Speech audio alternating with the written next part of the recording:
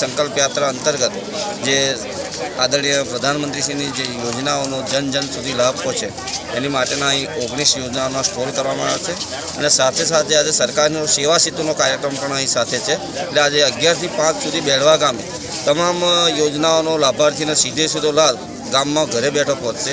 એમાં દરેકનો આધાર કાર્ડનું છે, આયુષ્યમાન કાર્ડ છે, ખેતીવાડી ખાતામાં કોઈ કિસાન સન્માન નિધિના કાર્ડ સુધારવાનું હોય, બેનિફિટ જે બી લાભ ના મળતા એના સુધારા વધારા અને જે લાભ મળવા પાત્ર એના અહીંથી તુરંત લાભ મળે એ દિશાના કાર્ડો કાઢવામાં આવશે.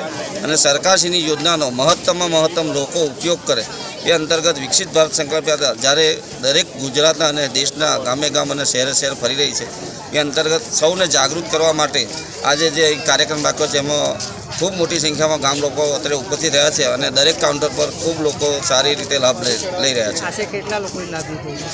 અમે હમણાં જોયું તો છેલ્લા 2 કલાકમાં આયુષ્યમાન કાર્ડમાં